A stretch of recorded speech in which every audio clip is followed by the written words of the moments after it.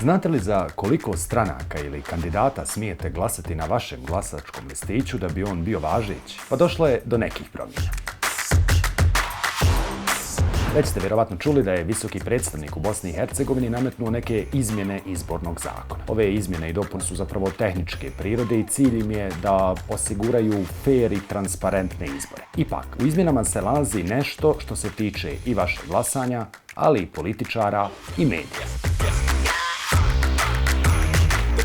Zabranjeno je glasanje za više od 3 osobe sa liste jedne stranke. Vaš glasački listić neće biti nevažeći, nego prema novom zakonu glasovi će ići isključivo stranci, a ne kandidatima, odnosno kandidatkinjama koje ste birali.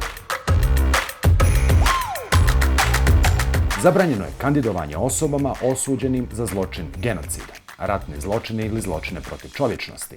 Nije bitno na kojem sudu, domaćem ili međunarodnom. Također, definisana je i zabranjena preuranjena kampanja. To je period od trenutka raspisivanja izbora do trenutka oficijalnog početka predizborne kampanje. Sada je to zabranjeno i na društvenim mrežama, što do sada nije bio slučaj. Političkim subjektima je zabranjeno lažno iznošenje informacija u medijima, što nas dovodi do naredne tačke.